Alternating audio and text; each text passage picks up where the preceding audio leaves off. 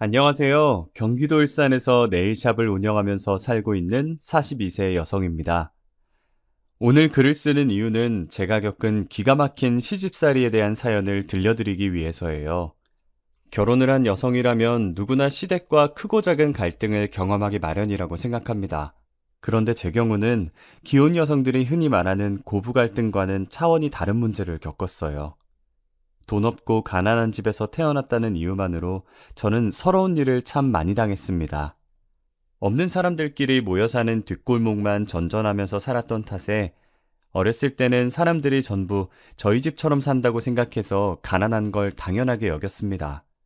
하지만 사춘기가 지나고 철이 들면서 돈이 없으면 얼마나 무시당하고 사람 취급을 못 받는지 알게 되었습니다.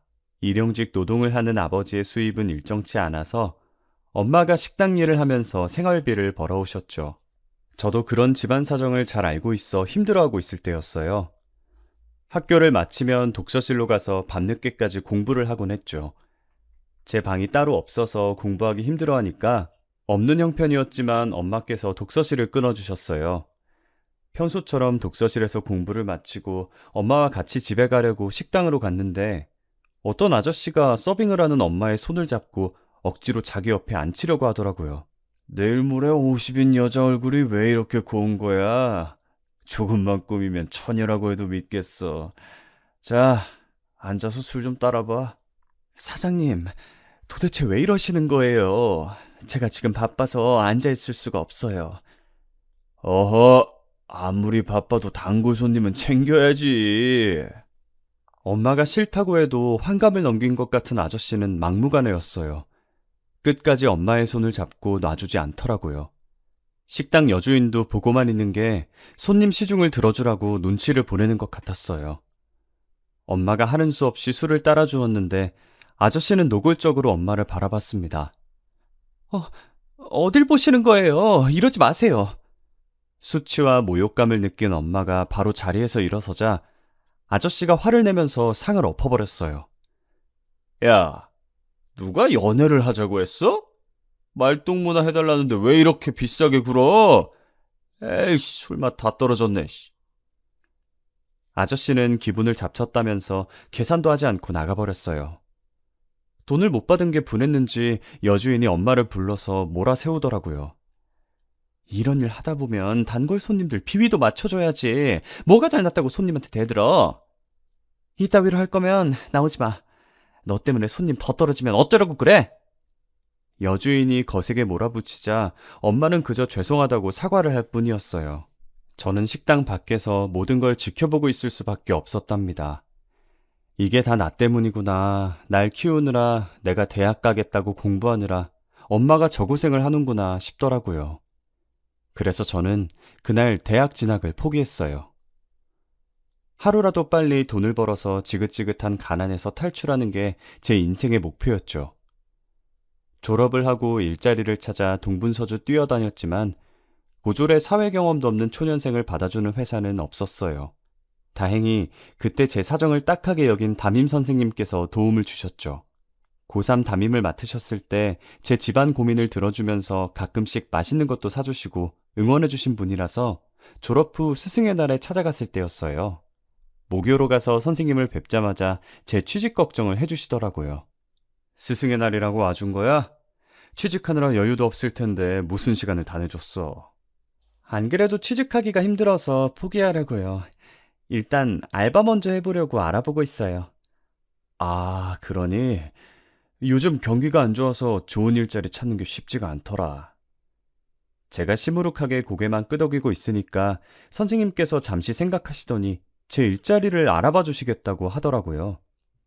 내 지인의 지인이 사업을 하고 있는데 사무일을 맡아줄 격리가 필요하다고 하더라.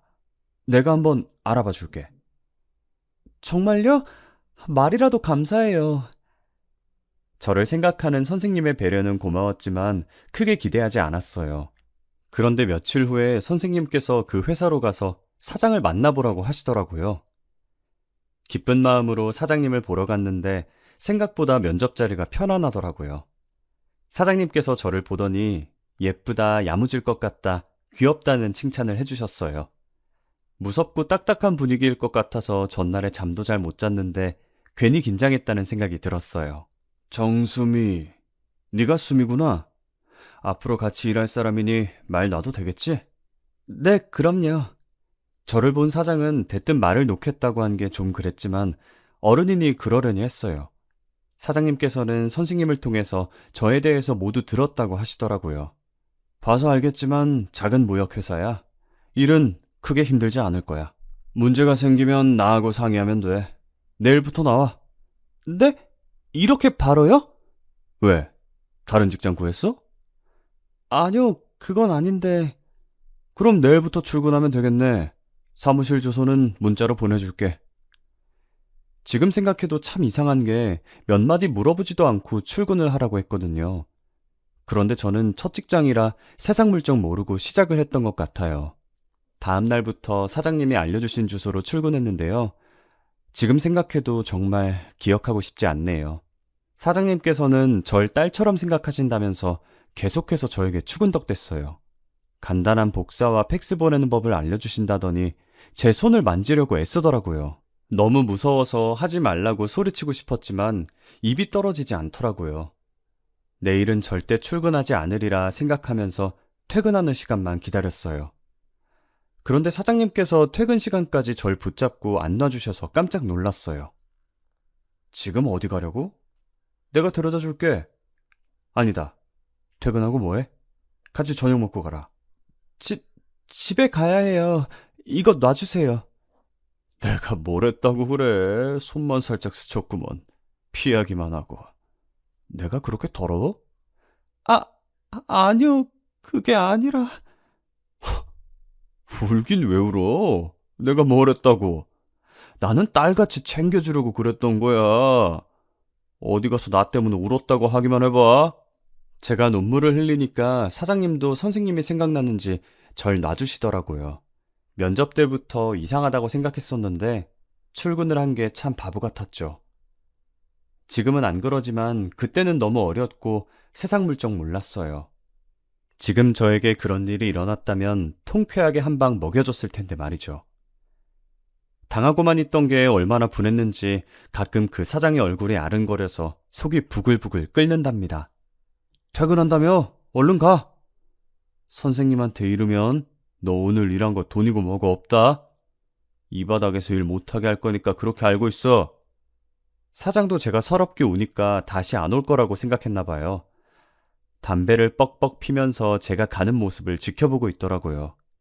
그날 집으로 가는데 어찌나 서럽던지 회사가 다 이런 곳인가 싶었어요. 제가 1시간 떨어진 집에 도착하니 선생님께서 전화를 주셨어요. 이게 대체 무슨 일이야? 일하다가 갑자기 뛰쳐나갔다며? 선생님께서 무척이나 당황하시면서 제게 무슨 일이 있었냐고 물으셨어요. 근데 사장의 얼굴과 사장이 내게 했던 말들이 머릿속에서 떠나지를 않아 한마디도 못했어요. 제가 바보 머저리였죠. 그때 속 시원하게 그 변태가 한 짓을 고발해서 망신을 주는 거였는데 말이죠. 지금의 저라면 뭐? 제가 일하다가 뛰쳐나가요? 마음 같아서는 그 대머리 이마를 신명나게 때리고 싶었는데 참았어요. 날 딸이라고 생각한다고 해놓고 아주 지 마누라 마냥 만지더라고요. 선생님은 어떻게 그런 놈을 소개시켜 주실 수 있으세요? 라고 소리쳤을 거예요. 하지만 그 당시에는 손을 만지거나 허리를 감싸는 것뿐이라서 이걸 말해봤자 소용이 있나 싶더라고요. 무슨 일이 있었던 건 아닌데 일이 잘 안 맞아서 힘들어서 그랬어요. 그래서 이렇게 말해버리고 말았어요. 선생님은 할 말을 잃으셨는지 한숨을 쉬면서 저보고 쉬라는 말만 하시더라고요. 그 뒤로 담임쌤과 연락도 끊겼어요. 정말 힘든 시기였죠. 사람 만나기가 힘들었고 특히 그 사장과 비슷한 연령대의 남자를 만나면 머릿속이 새까매지는 기분이 들었어요. 취직을 하려고 면접을 보러 가면 항상 사장 또래가 저를 맞이하니 면접을 잘 볼 수 있을 리가요. 회사에 가서 또 부당한 짓을 견디고 있어야 한다는 생각에 사장님이나 대표님의 질문을 해도 한마디도 하지 못했어요. 그래서 바로 취업을 하지 못했답니다. 혼자서 할 수 있는 일이 뭐가 있을까 생각했는데 매일 가던 편의점이 생각나더라고요. 그곳에서는 사장 또래가 안 보였고 30대 정도 되어 보이는 남자가 늘 카운터를 보고 있었거든요. 그래서 급한 대로 편의점에서 알바를 시작했어요. 편의점 사장님은 31살의 젊은 남자였어요. 사장님은 남자치고는 말이 많은 편이어서 수다스럽다는 느낌이 들 정도였어요. 사장님과 같이 일할 때 힘든 점이 한 가지 있었어요. 그가 재미없는 농담을 해도 웃어줘야 한다는 겁니다. 수미야, 내가 재밌는 얘기 해줄까? 사장님은 정말 재미있는 이야기라고 했지만 제가 이미 알고 있는 것이었죠. 하지만 저는 사장님의 말에 맞장구를 쳐줘야 했어요. 아, 네, 사장님, 너무 웃겨요. 진짜 재미있으세요. 만약 그렇지 않으면 사장님은 삐쳐서 토라져 버렸거든요. 그건 말고 어려운 건 없었어요. 어쩌다 진상 손님들이 있었지만 사장님이 처리해줬습니다. 수미야, 우리 둘만 있을 때는 편하게 오빠라고 불러. 아, 그래도 사장님인데. 야, 우리 사이에 뭐 어때? 괜찮아. 처음에는 어색해서 오빠라는 말이 입 밖에 나오지 않았지만 1년이 지나자 저는 사장님을 자연스럽게 오빠라고 부르면서 슬며시 말을 놓기도 했어요. 그러다가 자연스럽게 저한테 남자친구는 있냐, 엄마 아빠는 뭐 하시냐, 학교는 안 가냐 등등 다양한 질문을 하시더라고요. 당연히 저는 불편한 질문들이라서 그럴 때마다 표정이 굳었죠. 그냥 뭐 엄마 아빠는 일하시고 학교는 가기 싫어서 안 가는 거예요. 아니, 나는 네가 궁금해서 물어봤던 건데 기분 나빴어? 자꾸 물어보셔서 좀 그래요. 아, 불편했구나. 나는 대학을 안 갔거든. 난 괜찮아서 불편할 걸 생각 못 했다. 요즘 전문대라도 가는 추세니까 왜 안 가나 궁금했어. 가고 싶었는데 못 간 거면 도와주려고 했지. 어떻게 도와주게요? 등록금이라도 내주시게요? 네가 공부하고 싶으면 그렇게 해줄게. 도대체 왜요? 처음에는 나한테 원하는 게 있나 싶었어요. 저한테 트라우마를 안겨준 그 대머리 사장이 생각나서 의심이 가더라고요. 세상에 공짜가 어디 있나요? 저는 무슨 꿍꿍이가 있어서 이런 거라고 생각했는데 편의점 사장이 뜻밖의 말을 꺼냈어요. 내 동생이랑 닮아서 그래. 내 동생이 대학 가고 싶어 했는데 그때 형편이 안 좋아서 못 갔거든. 그렇게 여유 있음 지금이라도 보내면 되잖아요. 집을 나갔어. 가난해지니까 가족들이랑 사이가 안 좋아지더라고. 지금이라도 돌아와서 대학 가겠다고 하면 좋겠다. 그럼 당장이라도 보내줄 텐데. 사장님이 씁쓸한 표정으로 동생이 그립다고 말하는데 마음이 흔들리더라고요. 가난이라는 게 참 무섭다고 말하는데 공감이 가기도 했죠. 사장님이 어떻게 해서 성공했는지 무용담을 들려주는데 너무 멋진 사람이라는 생각이 들었어요. 편의점 하기 전에 별의별 짓을 다 해봤어. 평범한 회사인 줄 알았는데 들어가 보니까 다단계 회사인 거 있지? 조용히 나오느라 고생했었지. 그때는 정말 세상 물정 몰랐어. 주식 공부해서 번 돈 아니었으면 편의점도 못 차렸을걸? 어떻게든 가난에서 벗어나려고 주식은 물론 공무원 공부, 자격증 공부, 공부랑 공부는 다 해봤다고 하더라고요.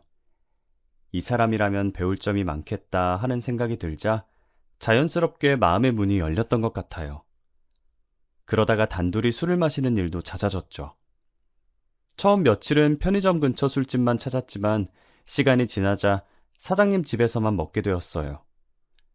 퇴근 후 술을 마시는 횟수만큼 저희들 사이는 점점 가까워졌죠. 그때부터 저는 사장님에게 반말을 할 수 있게 된 것 같아요. 제가 너무 방심해서일까요?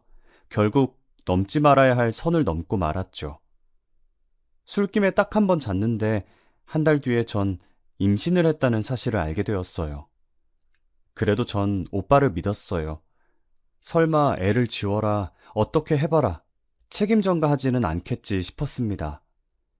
그런데 생각과는 다르게 애를 가졌다는 말을 꺼내자 오빠의 얼굴이 심각해지더라고요. 애가 생길 거라는 생각은 전혀 못했는데. 뭐라고? 지금 그 반응은 뭐야? 아니, 왜 화를 내? 책임지면 될 거 아니야. 그런데 왜 그렇게 말을 해? 어차피 책임질 거 좀 좋게 말해줄 수 없어? 내가 뭘 했다고 그래? 한숨 쉰 게 그렇게 잘못했어? 정말 할 말이 없어지더군요. 울며 겨자 먹기로 책임지겠다고 하는 것 같았지만 어쩔 수 없었어요. 지울 용기도 없었고 지우고 싶지도 않았어요. 오빠 집안이 돈이 많은 알부자라는 걸 알고 있어서 내심 애만 키우면서 돈 걱정 안 해도 되겠구나 싶었거든요. 하지만 좋다고만 생각했던 장점이 결혼을 해보니 가장 큰 문제라는 생각이 들더라고요. 시댁에 돈이 많은 게 무슨 문제가 되냐고 생각하시겠지만 반대로 제 친정에 돈이 너무 없어서 문제였어요. 처음에는 그런 생각을 못했는데 시어머니를 만난 다음에 돈이 없으면 결혼도 쉽지 않다는 걸 깨닫게 되었습니다. 저희 집안의 가난이 얼마나 컸는지 시어머니께서 제가 고졸에 혼전 임신을 했다는 것조차 신경 쓰지 않으셨어요. 오직 돈 문제를 걸고 넘어지시더라고요. 네, 내가 우리 아들한테 들은 게 있는데 아버지는 노가다하고 엄마는 식당에서 서빙을 하고 있다고? 네, 어머님, 맞아요. 집도 없이 월세방에서 지내고 있는 것도? 네, 맞아요. 제가 기가 죽어서 기어가는 목소리로 말하니까 시어머니는 기가 막힌 표정을 지으셨어요. 그런데 편의점 알바를 하고 있어? 나이도 젊은 게 어디 취직도 안 하고? 하고 싶은데 사정이 있어서. 사정은 무슨 사정? 집안이 그 꼴이면 제대로 된 직장을 갈 생각을 해야지. 편의점 알바로 하루 벌어서 하루 먹고 살 생각하면서 어떻게 딸을 시집 보낼 생각을 하니? 너도 그렇고 네 부모는 염치라고는 없는 거니? 시어머니는 첫 대면인데도 대놓고 모욕적인 말을 퍼부으셨어요. 그런데 또 맞는 말이라 할 말이 없더라고요. 그래놓고 우리 아들을 꼬셔? 임신도 네가 하고 싶어서 한 거지? 우리 아들이 돈 있어 보이니까? 그런 거 아니에요. 긴 말할 거 없어. 난 이 결혼 반대야. 없어도 이렇게 없는 집안하고 사돈 맺었다가는 우리 집안까지 거덜나고 말 거야. 엄마, 그게 무슨 소리야? 요즘 세상에 돈으로 결혼하는 사람이 어딨어? 그리고 애를 가졌는데 그냥 두면 어쩌라고. 이 녀석이 뭘 잘했다고 큰 소리야. 애 때문에 저런 거지 발사계 같은 것한테 발목 잡혀서 평생을 살겠다는 거니? 시어머니는 단호하게 나오니까 잠자코 보고만 있던 아주버님까지 나오시더라고요. 엄마, 엎질러진 물이야. 진호가 성급했던 건 맞지만 재수 씨를 미혼모로 만들 수는 없잖아. 그러면서 이 동네에서 나고 자랐는데 소문이라도 나면 어쩌냐고 귓속말을 하는 거 있죠? 아주버님이 편의점도 이제 자리 잡아서 장사가 잘 되고 있다고 다 들리게 속닥거리시더라고요. 이보다 좋은 부지도 없다면서 지금 하고 있는 식당도 옮기면 우리가 손해라고 쑥덕거리는데 일부러 들으라고 하는 말인지 속이 상해서 고개만 숙이고 있었습니다. 그러니까 시어머니께서 탐탁지 않은 얼굴로 저를 부르시더라고요. 나는 며느리가 집안에서 놀고 먹는 꼴은 못 본다. 결혼하면 내 식당에 나와서 일하거라. 식당이요? 그래, 우리 집안이 잘 사는 건 알고 있고 내가 땡땡 식당 운영하고 있는 거는 모르고 있었나 보지? 시어머니가 비꼬는 말을 들으니 정신이 번쩍 뜨이더라고요. 땡땡 식당은 동네에서 맛집으로 유명한 큰 식당이었어요. 그 식당이라면 꽤 오랫동안 돈을 갈퀴로 모았을 텐데 제가 남편을 쳐다보고 있으니 어색하게 웃기만 하더군요. 제 예상이 맞았어요. 남편이 예전에 어려웠고 동생이 대학을 못 갔고 했던 것들이 다 거짓말이었던 거였어요. 제가 시댁을 나오면서 왜 거짓말했냐고 물어보니 남편이 오히려 뻔뻔하게 나오더라고요. 아니, 내가 언제 그런 말을 했어? 술 먹다가 헛소리한 걸 잘못 들은 거 아니야? 이런 작자한테 넘어가 임신을 하다니 그저 제 외모만 보고 한번 잤으면 해서 이런저런 말로 제 마음에 들려고 떠본 거였어요. 제가 대학 이야기나 돈 이야기, 집안 이야기를 할 때마다 퉁명스럽게 변하고 옷도 추레하게 입으니 이런 이야기를 하면 좋겠다 생각했던 거죠. 당신 거짓말하니까 좋아? 나랑 자려고 별수를 다 썼구나. 남편은 제가 비꼬는 말을 내뱉었는데도 끝까지 그런 말 한 적 없다고 하더군요. 제가 식당은 왜 말 안 했냐고 물어보니까 원래 그 식당은 시아버지 소유였는데 몇 년 전에 시아버지가 세상을 떠나면서 시어머니께 유산으로 물려주었다고 해요. 그래서 자기 거가 아니라 시어머니 거라고 하더라고요. 왜 이렇게 기분 나빠해? 오히려 좋아해야 하는 거 아니야? 이 동네 사람들 외식하면 무조건 땡땡 식당으로 오는 거 너도 알고 있잖아. 알고 있어서 할 말이 없었어요. 남편은 기억이 나지 않는다고 우기지 식당에서 나오는 수입도 엄청나지. 제가 여기서 무슨 말을 하겠어요. 저와 제 아이가 버려질 뻔했지만 이 맛집 때문에 우여곡절 끝에 결혼을 하게 되었으니까요. 다행이라고 생각하려고 노력했죠. 하지만 그때부터 가시밭길 같은 저의 시집살이가 시작되었어요. 시어머니는 임산부인 제 사정은 조금도 생각해주지 않고 식당 일을 시켰습니다. 옛날에는 애를 낳기 바로 전날까지 밭에서 일을 했다. 애가 졌다고 핑계대면서 게으름 피울 생각은 안 하는 게 좋을 거다. 저는 시어머니의 감시를 받으면서 식재료들을 옮기거나 다듬어야 했죠. 청소와 서빙까지 잠시도 쉬지 못하고 몇 사람 몫의 일을 해야 했어요. 어찌나 저를 부려먹던지 식당 직원들도 저를 애처로운 눈빛으로 바라볼 정도였습니다. 제가 눈물을 흘리면서 양파를 깠다, 대파를 다듬었다, 정신없이 일을 하고 있으니 얼굴에 흐른 눈물과 땀까지 대신 닦아주셨습니다. 아휴, 애가 진 며느리한테 너무하는 거 아니야? 저러다 애 떨어지면 어쩔 거야. 이제 익숙해져서 괜찮아요. 저는 재료 손질하고 갈 테니까 얼른 먼저 퇴근해 보세요. 에휴, 이걸 다 언제 하려고 퇴근하래. 같이 하자. 이런 식으로 제가 할 일을 도와주신 적이 많이 있었습니다. 시어머니는 카운터에 앉아서 탱자탱자 놀면서 말만 많다, 성질이 더럽다, 텃세가 심하다, 뒤에서 험담을 하는데 속이 시원할 때가 많이 있었습니다. 하지만 그것도 잠시, 식당 일하는 아주머니들보다 시어머니를 더 많이 보니 제 속은 썩어 문드러질 것 같았어요. 야, 이리 와봐. 진호가 편의점 알바를 뽑겠다는데 내일부터는 편의점에도 나가라. 괜히 비싼 돈 들여서 사람을 쓸 필요 없잖아? 주방보조 일을 하고 있는 저를 다짜고짜 부르더니 편의점 일도 하라는 거 있죠? 정말 어이가 없는 말이었어요. 홀몸도 아닌 제게 식당 일을 마치고 밤에는 편의점에서 남편을 도와주라니요. 네? 어머니, 저 홀몸이 아니라서 힘들어요. 제가 그럴 수 없다 조심스럽게 이야기하니 남편도 옆에 서서 짜증을 내더라고요. 엄마 미쳤어? 지금도 힘들게 일하는데 편의점에 나와서 두탕을 뛰라는 거야? 그러다 유산이라도 하면 어쩌려고 그래? 넌 닥치고 가만히 있어. 자꾸 대들면 편의점 팔아버릴 거야. 내가 애야? 왜 자꾸 편의점으로 협박하는데? 뭐 협박? 그러니까 주식한다, 자격증 공부한다, 공무원 한다 나댈 때부터 잘했어야지. 집에서 노는 놈 편의점 줬더니 뻔뻔 실없네. 식당 잘 안 돼서 빚더미 나 앉았을 때를 생각해봐. 너 그때였으면 집도 없이 길바닥에서 잤어야 돼. 그 말을 듣는 순간 제가 바보 같더군요. 남편이 한 말이 전부 다 거짓이라는 생각이 들었습니다. 저한테 잘 보이려고 주식해서 벌어놓은 돈으로 편의점을 시작했다고 말했나 봅니다. 자격증이니 공무원이니 말만 번지르하게 해놓고 호감을 산 남편이 미웠죠. 하지만 한편으론 잠시나마 남편을 성실하고 멋지게 본 제가 바보같이 느껴졌습니다. 남편도 찔렸는지 제 눈치를 보면서 소리치더군요. 여기서 그 말이 왜 나와? 대학 보내준다고 할 때 대학이라도 가지. 나이 먹고 대학 가는 게 뭐가 창피하다고. 그냥 너 같은 놈은 지원해주지 말 걸 그랬다. 취직도 싫다고 고집 피우는 놈을 내가 뭐가 예쁘다고.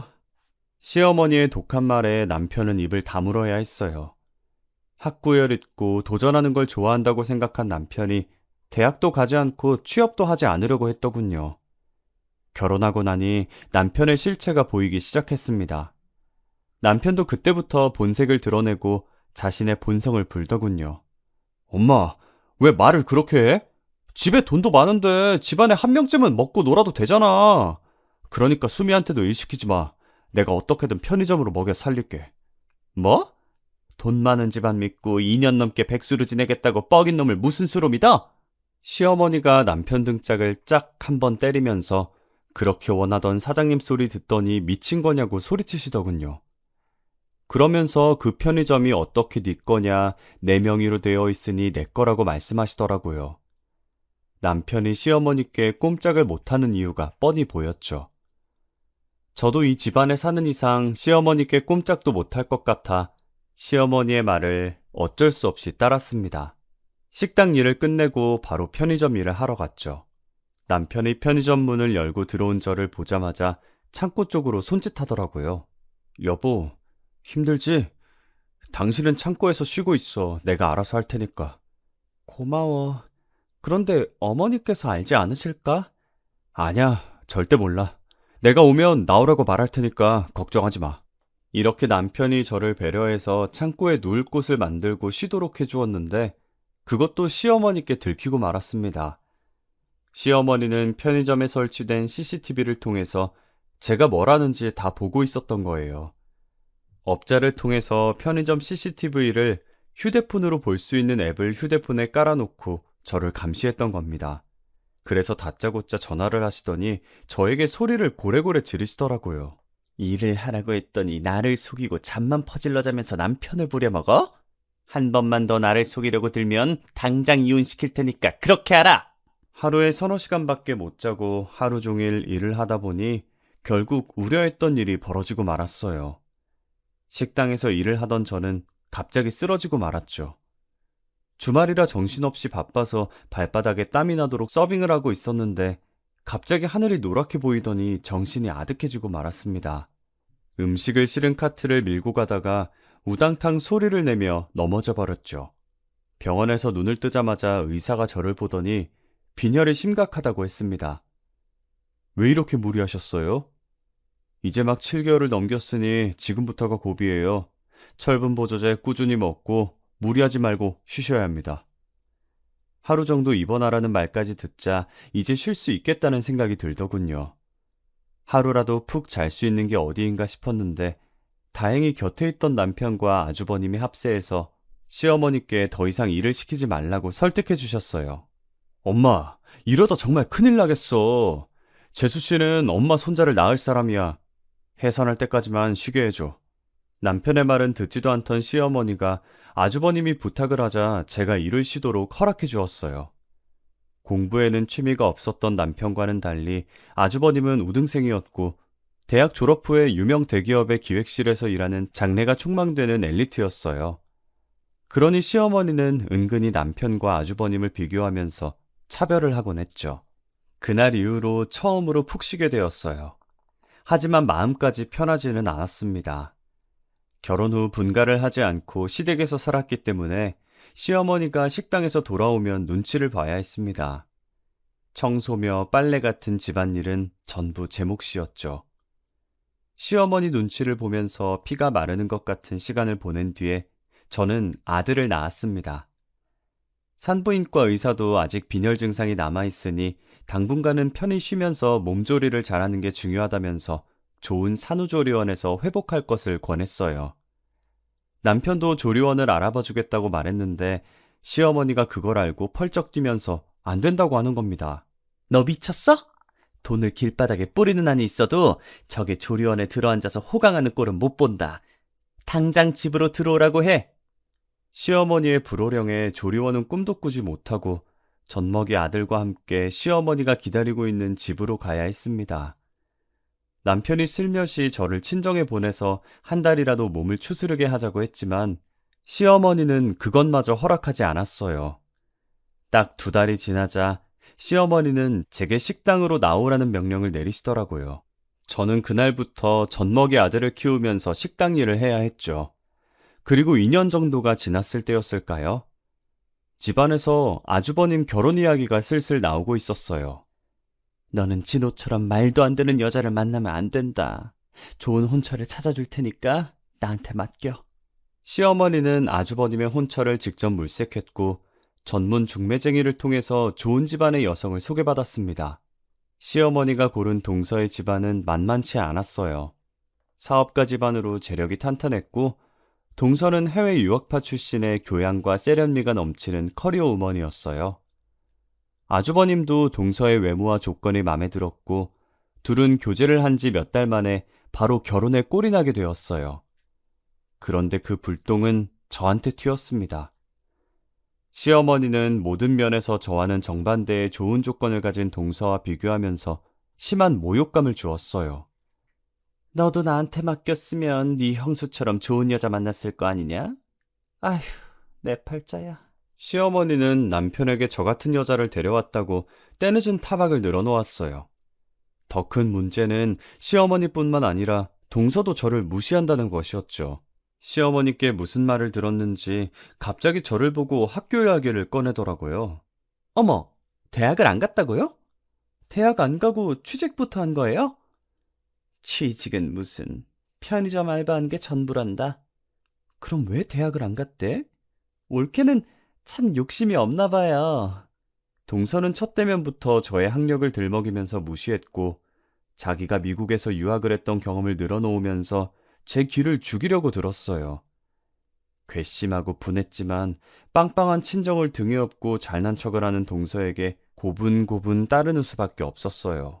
손이 동서였고 나이도 저보다 많아서 시어머니 말고 상전이 하나 더 생긴 꼴이었죠. 시어머니의 태도는 더 가관이었어요. 저를 볼 때는 얼음처럼 차가운 표정을 짓다가도 동서를 보면 입이 귀에 걸려서 활짝 웃으면서 아양을 떨더라고요. 둘이 죽이 맞아서 히히덕거리는 꼴을 보면 정말 비참했지만 가난이 죄라서 모욕과 수치를 참아야만 했습니다. 동서는 결혼 후에 당연히 분가를 해서 살았지만 자주 시댁에 들렀어요. 시댁에 올 때마다 동서는 좋은 선물들을 사와서 시어머니를 기쁘게 해주었어요. 아니, 이건 말로만 듣던 한정판 땡땡 가방 아니냐? 세상에 돈 주고도 못 산다는 걸 어떻게 구했니? 국내에서는 당연히 못 사죠. 파리에 있는 친구한테 부탁해서 어렵게 구했어요. 마음에 드세요? 마음에 들다마다지. 고맙구나. 며느리라고 하나 더 있는 건 지금껏 시애미한테 선물이라고는 할 줄 모르는데 내 생각해주는 사람은 너밖에 없구나. 둘은 만나기만 하면 저를 무시하게 바빴어요. 동서가 임신을 하게 되자 시어머니의 차별은 극에 달했습니다. 이제부터 절대 무리하지 말고 푹 쉬면서 몸조리하거라. 애 낳고 나면 호텔 같은 조리원을 예약해놨으니까 거기서 지내면 될 거야. 어머님, 정말 감사해요. 첫째는 어머니가 원하시는 아들 낳았으면 좋겠네요. 아니다. 요즘 세상에 딸이면 어떠냐? 넌 아무 걱정하지 말고 건강하게 애를 낳을 생각만 해. 아무리 제가 내세울 것 없다고 해도 며느리인데 대우하는 게 이렇게 다를 수가 있는지 기가 막히고 억울하기만 했어요. 동서는 출산을 했는데 아쉽게도 딸이었어요. 하지만 시어머니는 그저 좋아라 하면서 웃기만 하셨죠. 제가 아들을 낳았어도 쳐다보지도 않던 것하고는 딴판이었어요. 오히려 저보고 동서 뒷바라지를 하라는 명령을 하더라고요. 너 내일부터 큰애 조리원에 가서 뒷바라지 해준 다음에 식당으로 오거라. 오후에 늦게 나와도 되니까 큰애 잘 보살피도록 해. 시어머니는 저를 동서의 전속 몸종으로 임명해버렸어요. 선심 쓰는 것처럼 오후 늦게 식당에 나오라고 했지만 식당 저녁 장사는 4시 넘어서 준비를 시작하니 제게는 마찬가지였어요. 시어머니 명령이니 저는 별 수 없이 동서의 산후수발을 들기 위해 조리원으로 갔습니다. 그곳은 조리원이라기보다는 특급 호텔같이 최고급 시설들이 갖춰져 있었어요. 야, 물 좀 줘. 그리고 애 젖병 좀 물려줘. 평소에도 저를 함부로 대했지만 출산 후에 약간의 우울증 증상이 생긴 동서는 저를 더 거칠게 대했어요. 손가락 하나 까딱하지 않고 자기 애를 돌보는 일까지 제게 맡기더라고요. 어쩌다 제가 애를 울리기라도 하면 벼락같이 호통을 쳤어요. 야, 애를 왜 울려? 바보 같은 게 꼴값을 떨고 있네. 정말 성질대로 하면 뺨을 후려갈기고 싶었지만 그랬다가는 제 인생이 박살나게 되니 초인적인 힘으로 동서의 구박을 견뎌냈어요. 그러다 우연히 동서에게 내연남이 있다는 충격적인 사실을 알게 되었어요. 조리원에 도착해서 동서가 혼자 쓰는 방으로 들어가려고 하는데 동서가 누군가와 통화를 하고 있었어요. 자기야, 잘 지내? 너무 보고 싶어. 내일 조리원으로 한번 올래? 뭐? 괜찮아? 여기 들락거리는 년은 내일 오지 말라고 할게. 그래, 남편은 편의점 본다고 정신없어. 시모가 진짜 구두쇠라서 돈이 많아도 사람을 안 쓰려고 하더라고. 아, 시댁에서는 당연히 내가 다른 남자에 나온 거 모르고 있지. 그걸 알고 있으면 그 노인네가 가만뒀겠어? 처음에는 아주버님과 통화를 하는 줄 알았는데 마지막 말에 저는 얼어붙고 말았어요. 동서가 다른 남자애를 낳았다니. 제가 충격에 빠져 있다가 몇 분 뒤에 방 안으로 들어가니 동서가 자기 친구들이 올 거니까 내일은 오지 말라고 하더라고요. 그래서 결심했습니다. 그날 적당한 기회를 보다가 동서가 샤워를 하는 틈을 타서 그녀의 휴대폰을 살펴보기로요. 비밀번호가 걸려 있었지만 그 전에 얼핏 봤는데 단순한 패턴이라서 쉽게 기억할 수 있었어요. 패턴을 열어 톡과 문자 등을 빠르게 훑어보았는데 내연남과 주고받은 낯뜨거운 말들이 가득 있었습니다. 정말 충격적이었던 건 내연남이 그녀에게 보낸 사진들이었어요. 내연남은 동서와 은밀한 관계를 가질 때 그 모습을 사진으로 찍었고 그걸 동서에게 보냈던 겁니다. 정말이지 소름 끼치는 변태들 같았어요. 저는 떨리는 손으로 동서가 샤워실에서 나오기 전에 모든 증거들을 제 휴대폰으로 전송해 놨습니다. 그리고 다음날 식당으로 갔죠. 조리원에 있을 시간인데 여기는 왜 왔어? 시어머니는 저를 보자마자 핀잔을 주시더라고요. 저는 어머님이 뭐라 하든 간에 휴대폰을 열어서 동서와 내연남이 저지른 낯뜨거운 사진들을 보여주었습니다. 사진을 본 시어머니는 입이 딱 벌어졌고 충격을 받아서 아무 말도 못하더라고요. 제가 조리원에 갔다가 동서가 이야기하는 걸 들었는데 다른 남자애를 가졌다고 하더라고요. 애라고? 우리 며느리가 다른 남자애를? 시어머니가 믿을 수 없다는 표정으로 절 보고 있길래 당장 조리원으로 가보자고 했습니다. 제 예상대로 동서는 방 안에서 내연남이랑 있다가 시어머니를 보고 얼굴이 하얗게 질려버렸습니다. 끼고 있던 팔짱을 풀더니 어색하게 웃으며 일어나더군요. 어머니 갑자기 무슨 일로... 너 다른 남자애를 뵀어? 그런데 우리 아들 애인 것처럼 군 거야? 어머니 그게 무슨 말이에요? 갑자기 와서 이런 말 하시니까 당황스러워요. 동서가 제 눈치를 보고 있더라고요. 하긴 들키더라도 저한테 들킬 가능성이 높았으니 저를 의심하는 거겠죠. 그래서 제가 쐐기를 박아버렸습니다. 동서, 제가 다 들었어요. 다른 남자애를 가졌다면서요? 동서가 낳은 애가 저 남자애예요? 옳게! 그게 무슨 소리예요? 이상한 소리 하지 마세요. 동서가 당황스러워하면서 얼굴이 새빨개지더라고요. 그래서 제가 그 모습을 비웃으면서 소리쳤습니다. 제가 이상한 것 같으면 친자검사 해봐요. 친자검사라뇨? 자기야 아니라고 말 좀 해봐. 동서가 안절부절 못하다가 결국 자기 입으로 실토하고 말았어요. 얼떨결에 내연남을 두고 자기라고 부르고는 아차 싶었는지 입을 막더군요. 그 소리를 듣고 열이 받은 시어머니가 동서의 머리채를 잡아챘어요. 뭐? 자기야? 이런 못된 것 같으니 감히 네가 바람을 피우고 다른 놈애를 낳아? 이런 쳐 죽여도 시원치 않은 것! 시어머니가 동서 머리채를 뽑다 못해 얼굴도 쥐어뜯을 것 같아서 친자검사부터 해보자며 붙잡아서 말렸어요. 그 길로 얼른 어머님을 데리고 나와서 조리원 카페에 앉아 차 한 잔을 사드렸죠. 동서가 저를 씹은 만큼 동서에 대한 분노를 내뱉으시더라고요. 저는 그렇게 속 시원하지는 않았지만 앞으로 같이 지낼 시댁 분위기를 생각해 열심히 맞장구 쳤답니다. 덕분에 어머님은 좀 진정이 되신 것 같았어요. 출장 끝나는 대로 친자검사부터 해보라고 해야지. 내가 내 두 눈으로 봐야지 믿을 수가 있을 것 같다. 시어머니께서는 아주버님의 출장이 끝나자마자 동서의 불륜을 알렸어요. 그 길로 바로 친자검사를 한 결과 유전자 불일치로 나왔죠. 결국 동서는 엄청난 위자료를 물고 이혼당해야만 했습니다. 동서를 쫓아낸 다음에 시어머니는 그야말로 몸져 누웠어요. 엘리트 아들이 이혼남이 되었다는 사실에 믿었던 며느리에게 배신당했다는 생각에 큰 충격을 받은 것 같았어요. 며칠을 알아 누워있는 걸 제가 간호하고 있으니 어머님께서 갑자기 미안하다는 말을 꺼내시더라고요. 그래도 너밖에 없다. 너같이 묵묵히 내 말 들어주는 건 너밖에 없어. 갑자기 왜 이러시는 거예요? 갑자기라니 네가 고마워서 이러는 건데. 저한테 사과하고 고맙다고 하고 어머님 그런 분 아니시잖아요. 내가 뭘 했다고 그러니?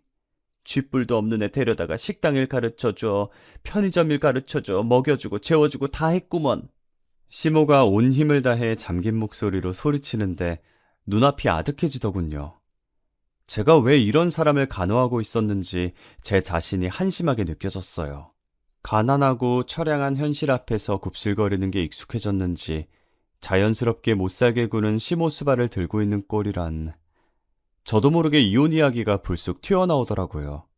어머니, 저 이혼할래요. 그동안 저를 구박하고 무시하면서 몸종처럼 부려먹은 것에 대해서 정신적인 위자료와 재산 분할을 청구할 거예요. 뭐? 너 제정신이냐? 네, 아주 정상이에요. 몇 년 동안 짐승 같은 취급을 받으면서 죽도록 일을 했어요. 이젠 그렇게 살고 싶지 않아요. 당당하게 제 몫을 찾으려고 해요. 이것이 아주 미쳤구나. 그래, 소송을 하든 뭘 하든 마음대로 해. 시애미가 며느리한테 일을 시키는 건 당연한 일인데 돈을 내놓으라고? 무슨 말 같지도 않은 헛소리를 짓거리는 게야? 그럼 헛소리라고 생각하세요. 어머님도 미친 사람이랑 살기 싫을 테니까 제가 나가서 살게요. 그 길로 단촐하게 짐을 싸서 나갔던 것 같아요. 돈 한 푼 없어서 찜질방에서 살거나 PC방에서 뜬 눈을 지샜지만 시댁에서 살 때보다 마음 편했어요. 시댁을 나온 뒤로 일도 술술 풀리더라고요. 시어머니는 재산 분할은 어림도 없다고 버텼지만 법원에서는 제 손을 들어주었죠. 결혼 후 아들을 키우면서 하루도 쉬지 않고 시어머니의 식당 일을 했던 것과 그동안 당한 인격적인 모욕에 대한 정신적인 보상을 받게 되었습니다. 이제 혼자서 아들을 키워야 해서 뭘 할까 고민하다가 받은 위자료로 평소에 관심이 있던 네일 아트를 배우게 되었습니다. 그리고 2년이 흘러 네일샵까지 차리게 되었네요. 3년이 지난 지금은 고정 고객들이 꾸준히 늘어서 저와 아들이 먹고 사는데 큰 지장은 없답니다. 제가 한많은 시집살이를 정리한 뒤에 느낀 건 며느리는 절대로 죄인이 아니라는 거예요. 여러분들 중에서도 시어머니나 시댁 식구들과 불편한 관계 때문에 고민을 하시는 분들이 있을 거라고 생각해요. 그렇다면 저처럼 당당하게 나서서 자신의 권리를 찾아야 한다고 생각합니다. 나의 고통을 덜어주고 해방시켜줄 사람은 나밖에 없다는 사실을 말씀드리고 싶어요. 여러분의 가정에 행복한 웃음이 넘치기를 기원하면서 글을 마치겠습니다.